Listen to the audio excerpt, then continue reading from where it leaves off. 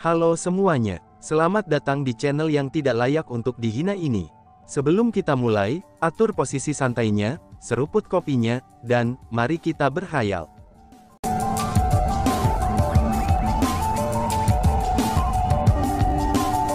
Melanjutkan cerita sebelumnya, aku akan tahu apakah itu benar-benar gelang pelindung tertinggi ketika setelah aku mengujinya. Saat Chu Feng berbicara, dia dengan santai mengambil kapak secara acak dari ruang harta. Kapak itu bukan kapak biasa, tapi sebaliknya, itu adalah persenjataan abadi. Meskipun kualitas persenjataan abadi itu sangat biasa-biasa saja, tapi itu masih persenjataan abadi yang sebenarnya. Kecuali seseorang memiliki ranah di martial immortal, dan biasanya tidak mungkin bagi seseorang untuk menggunakan persenjataan abadi. Bahkan ketika Chu Feng memegang persenjataan abadi dengan tangan kirinya, dia memang tidak bisa melepaskan kekuatan persenjataan abadi itu. Bahkan ketika dia mencoba melepaskan kekuatan persenjataan abadi, dia merasakan kekuatan penolakan datang dari persenjataan abadi. Seolah-olah persenjataan abadi mengingatkan Chu Feng, bahwa dia tidak bisa menggunakannya. Namun ketika Chu Feng melemparkan persenjataan abadi ke tangan kanannya, dan berusaha melepaskan kekuatannya lagi, gelang tembaga di pergelangan tangannya mulai memancarkan cahaya biru. Lebih tepatnya, simbol pada gelang itulah yang memancarkan cahaya biru. Chu Feng bisa merasakan bahwa, kekuatan yang sangat besar dari dalam gelang itu saat ini memasuki persenjataan abadi. Dan, boom! Tiba-tiba saja seluruh ruang harta mulai bergetar hebat, dan kekuatan besar dilepaskan dari kapak. Pada saat itu, kekuatan pertempuran Chu Feng meningkat pesat. Meskipun dia jelas-jelas peringkat 4 surgawi abadi, tapi dia sekarang memiliki kekuatan pertempuran yang menantang surga, yang mampu melampaui satu tingkat kultivasi. Dengan kata lain, Chu Feng saat ini mampu bersaing melawan abadi surgawi peringkat 5. Wow, ini benar-benar gelang pelindung yang ditinggikan. Kamu telah mengambil harta karun, kamu benar-benar mengambil harta karun. Hahaha, Chu Feng, oh Chu Feng. Kamu tidak membiarkan dirimu menerima pemukulan dengan sia-sia. Kamu juga tidak menampilkan pertunjukan dengan sia-sia. Untuk mengambil harta karun seperti itu, kamu benar-benar mendapat untung yang sangat besar kali ini. Ratu gembira dengan sangat liar, bahkan senyumnya juga sangat manis. Satu-satunya hal yang sangat kasihan adalah, bahwa aku hanya mampu melepaskan kekuatan sebenarnya dari persenjataan abadi, dan tidak mampu membuatnya mengakui aku sebagai tuannya. Tampaknya aku harus bergantung pada kekuatanku sendiri, untuk membuat persenjataan abadi mengenaliku sebagai tuan mereka, kata Chu Feng. Itu tidak masalah. Sudah cukup bahwa kamu dapat menggunakan kekuatan mereka. Oh iya Chu Feng, karena ini efektif untuk persenjataan abadi yang biasa, bagaimana dengan persenjataan abadi yang berkualitas tinggi? Kekuatan macam apa yang akan mereka berikan kepadamu? Si Ratu bertanya. Ratu, kita memikirkan hal yang sama. Biarkan aku mencobanya. Balas Chu Feng sambil tersenyum ringan, dan kemudian menemukan persenjataan abadi yang cukup bagus dari ruangan harta. Namun saat mencobanya, Chu Feng merasa tertekan. Dia tidak dapat menggunakan kekuatan immortal armamen sedikit lebih baik. Setelah itu, Chu Feng mencoba beberapa persenjataan immortal lagi, dan bahkan mencoba persenjataan immortal kualitas terbaik yang dia simpan di dalam kosmos saknya. Namun sayangnya, hasil akhir datang sebagai kekecewaan bagi Chu Feng. Sementara itu bahwa Utmost Exalted Wrist Protector mampu memungkinkan Chu Feng untuk menggunakan persenjataan abadi di alam surgawi, dan mendapatkan kekuatan pertempuran yang menantang surga yang mampu melampaui satu tingkat kultivasi. Tapi sayangnya, dia hanya bisa menggunakan persenjataan abadi biasa, dan tidak dapat menggunakan Immortal Armament yang memiliki kualitas lebih tinggi. Apalagi dengan Immortal Archery Bow dan Black Flame Ghost Sword, Immortal Armament yang dianggap sebagai raja di antara persenjataan abadi. Tidak apa-apa, mampu menggunakan persenjataan abadi dan mendapatkan kekuatan pertempuran yang menantang surga yang mampu mengatasi satu tingkat kultivasi, itu saja sudah cukup, ucap si Ratu. Melihat Chu Feng merasa putus asa, si Ratu mulai menghiburnya. Reputasi Utmost Exalted Wrist Protector itu sudah dibenarkan dengan baik. Setelah mendapatkan harta ini, perjalanan ini tidak sia-sia, ucap Chu Feng. Setelah mengatakan kata-kata itu, Chu Feng mengeluarkan kantong penyimpanan dan menempatkan semua harta di sekelilingnya ke dalamnya. Meskipun harta itu tidak banyak berguna untuk Chu Feng, tapi mereka masih harta yang sangat berharga. Chu Feng secara alami akan mengumpulkan mereka. Dia tidak hanya bisa menjualnya dengan harga yang layak, tetapi mereka juga akan berfungsi sebagai hadiah yang layak untuk teman-temannya. Setelah Chu Feng mengumpulkan semua harta di dalam ruangan harta, Chu Feng dengan hati-hati memeriksa kembali ruangan harta itu. Setelah menentukan bahwa benar-benar tidak ada harta yang tersisa, Chu Feng pun meninggalkan perbendaharaan. Namun setelah Chu Feng meninggalkan ruangan harta, Chu Feng menemukan bahwa pintu masuknya telah berubah. Ukurannya mulai berkurang, dan kemudian itu berubah menjadi batu oval. Batu oval itu bukan batu biasa. Memegang batu oval di tangannya, Chu Feng sebenarnya bisa merasakan kekuatan dari seluruh tempat persembunyian.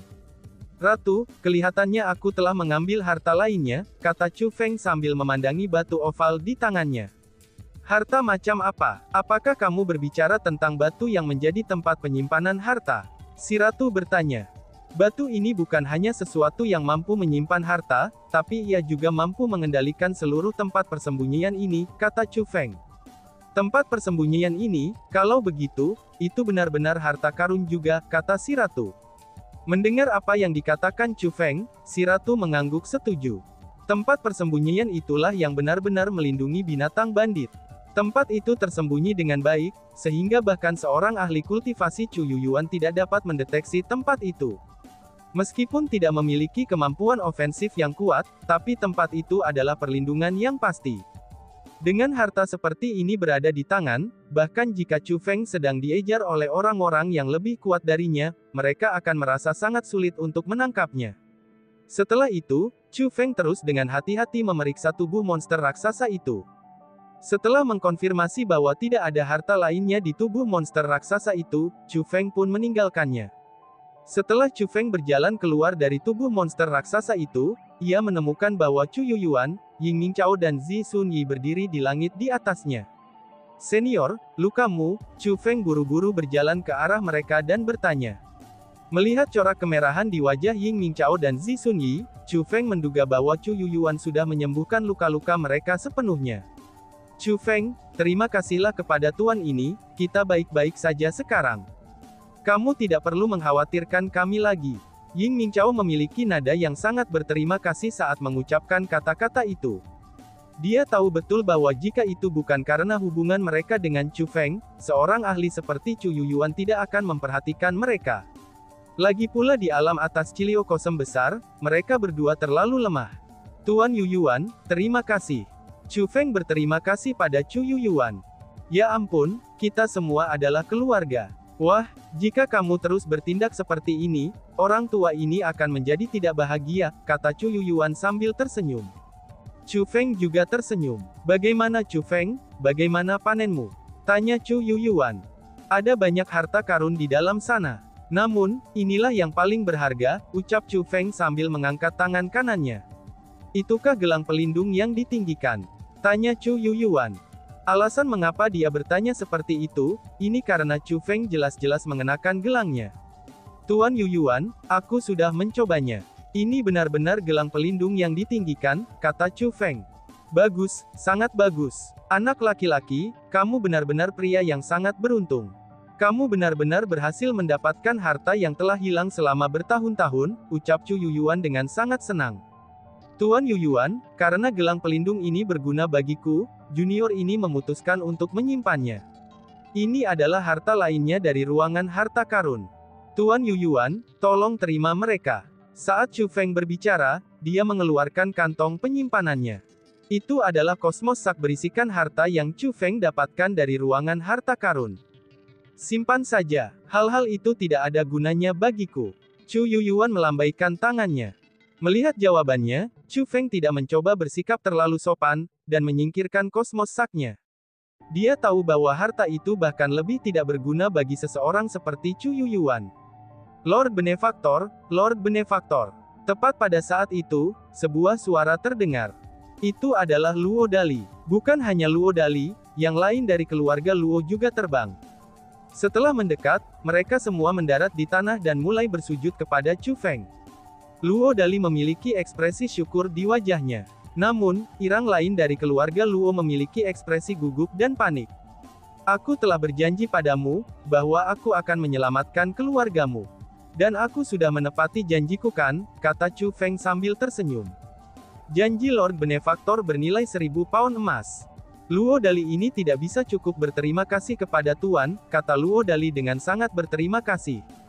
Ayolah bangkit, tidak perlu untuk semua formalitas ini.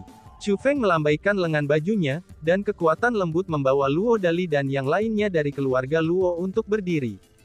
Luo Xiaofeng dan yang lainnya dari keluarga Luo, mereka semua terkejut. Mereka tidak mengira, kakao Chu Feng akan membawa mereka kembali. Bersamaan dengan itu, mereka juga berkata, "Tuanku, kami buta, tolong hukum kami," ucap mereka. "Hukuman ya," ucap Chu Feng sambil tertawa kecil. Kemudian, dia berkata, "Aku datang untuk menyelamatkanmu, bukan untuk menghukummu," ucap Chu Feng. Mendengar kata-kata itu, wajah Luo Xiaofeng dan yang lainnya langsung memerah. Ternyata Chu Feng benar-benar orang yang murah hati. Sebagai perbandingan, mereka sendiri jauh lebih kecil dan berpikiran sempit. Ini menyebabkan mereka merasa sangat malu pada diri mereka sendiri. Setelah dia mengatakan kata-kata itu, Chu Feng melambaikan tangannya dan berkata, "Tidak perlu berterima kasih padaku. Namun, kamu semua harus meninggalkan tempat ini dengan cepat. Jika kamu tidak pergi, kamu semua akan terjebak di sini selamanya," ucap Chu Feng. Mendengar apa yang dikatakan Chu Feng, orang banyak menyadari bahwa ada sesuatu yang salah. Namun, mereka masih mengucapkan terima kasih kepada Chu Feng sebelum berbalik untuk pergi. Setelah semua orang pergi, Chu Feng pergi bersama dengan Chu Yuyuan, Ying Mingchao dan juga Zi Sunyi. Setelah meninggalkan tempat persembunyian, Chu Feng dengan erat memegang batu berbentuk oval di tangannya. Segera, cahaya mulai bersinar, dan sebuah raksasa muncul di belakang mereka berempat. Itu adalah barang yang menyerupai tempat persembunyian, dan itu sebesar gunung kecil. Kemudian dengan pemikiran dari Chu Feng, batu itu mulai bersinar dengan cahaya, dan tempat persembunyian itu mulai menyusut. Kemudian, raksasa itu menyusut ke tubuh cahaya seukuran kuku. Lebih jauh lagi, kebetulan juga bahwa ada celah di batu itu. Celah itu sama persis dengan ukuran tempat persembunyian, itu setelah ukuran Ta menyusut. Tubuh cahaya bergabung dengan batu, dan ternyata mereka awalnya adalah satu. Chu Feng, kamu benar-benar mendapatkan metode untuk mengendalikan persembunyian ini. Menyaksikan adegan ini, Chu Yuyuan juga mengungkapkan ekspresi gembira. Dia tahu betul betapa menakjubkan tempat persembunyian itu. Bahkan bisa dikatakan juga, bahwa tempat persembunyian itu sama berharganya dengan gelang pelindung yang ditertinggikan. Ini benar-benar panen yang tak terduga. Sebenarnya, item ini terletak di perut serangga raksasa itu. Adapun untuk bandit bis, mereka hanyalah boneka yang berasal dari serangga raksasa itu, kata Chu Feng. Tidak heran binatang bandit begitu setia. Jadi mereka semua adalah anak-anak yang dilahirkan dari monster jelek itu, keluh Chu Yuyuan. Setelah mendengar apa yang dikatakan Chu Yuyuan, Chu Feng mulai merasa sedikit simpati untuk binatang bandit. Boneka dan anak-anak adalah dua konsep yang sangat berbeda. Chu Feng menyatakan bahwa bandit bis menjadi boneka, itu karena dia tahu bahwa serangga raksasa itu tidak peduli dengan kehidupan bandit bis. Monster itu hanya menggunakan mereka untuk menangkap budak untuknya, dan kemudian budaknya akan memberikan energi ke dalam dua formasi besar. Namun, itu juga benar bahwa bandit bis terlahir dari serangga itu. Dengan demikian, sangat masuk akal untuk menyebutkan bahwa mereka anak-anak dari monster serangga itu. Namun jika seseorang melihat mereka sebagai anak-anak, maka para bandit bis benar-benar menyedihkan. Siapa itu? Keluar dari sini. Tiba-tiba saja Chu Feng berbalik dan melihat jauh ke dalam hutan. Tuan Chu Feng, tolong jangan serang aku. Orang tua ini tidak memiliki kedengkian, benar-benar tidak ada kedengkian. Tepat pada saat itu, seorang lelaki tua yang panik keluar dari hutan yang jauh. Orang tua itu adalah orang tua yang sama, yang telah memberitahu orang-orang dari keluarga Luo yang Chu Feng berada di tempat persembunyian. Apa yang kamu butuhkan? Chu Feng bertanya. Orang tua itu memandang ke arah Chu Yuyuan dan bertanya. Tuan Chu Feng, jika orang tua ini menebak dengan benar, orang di sana seharusnya adalah Tuan Chu Yuyuan dari klan surgawi Chukan, tanya pria tua itu. Tepat. Bagaimana kamu tahu tentang ini? Chu Feng bertanya. Chu Yuyuan berbeda dari ahli Chu Heavenly Clan lainnya. Dia adalah seseorang yang tidak menonjolkan diri. Sementara orang-orang dari alam atas Cilio Kosem besar semuanya tahu tentang tetua agung klan surgawi Chu, tapi sangat sedikit orang yang harus tahu tentang Chu Yuyuan. Orang tua ini hanya menebak saja. Alasan untuk itu adalah, karena ada desas-desus bahwa kamu akan mati di klan surgawi Chu. Kemudian, ada desas-desus bahwa Tuan Chu Heavenly Clan Lord Chu Yuyuan menghilang. Setelah itu, rumor mulai mengisi seluruh wilayah atas Cilio Kosem besar. Mayoritas orang mempercayai kata-kata klan surgawi Chu, dan merasa bahwa kamu adalah karakter keji yang tercela. Demi menggelapkan harta, kamu berkomplot untuk melawan orang lain dari klan surgawi Chu, dan akhirnya menderita serangan balasan pada saat menggelapkan harta, dan meninggal di domain suci 9 bulan. Namun, ada juga sebagian kecil orang yang merasa bahwa kamu tidak seperti itu. Lagi pula, perilaku dan perbuatanmu semuanya, itu menunjukkan dirimu sebagai orang yang setia dan benar. Untuk orang sepertimu, bagaimana kamu bisa melakukan hal tercela semacam itu demi harta? Jadi, banyak orang menduga bahwa klan surgawi Chu yang menyimpan dendam terhadap apa yang ayahmu lakukan saat itu, dan memutuskan untuk membasmimu untuk masalah itu. Itulah sebabnya mereka akhirnya membuat kebohongan seperti itu. Adapun Tuan Chu Yuyuan, dia ingin melindungimu. Itulah sebabnya dia juga dihilangkan oleh klan surgawi Chu. Adapun orang tua ini, kebetulan sekali aku adalah salah satu dari orang-orang yang percaya pada karakter Lord Chu Feng. Jadi, sejak aku mengenalimu, pria tua ini merasa orang itu adalah Tuan Yuyuan, yang menghilang di sampingmu, kata pria tua itu. Kamu mengatakan bahwa Chu Heavenly Clan saat ini memfitnah reputasi Chu Feng. Chu Yuyuan bertanya. Tuanku, memang benar demikian.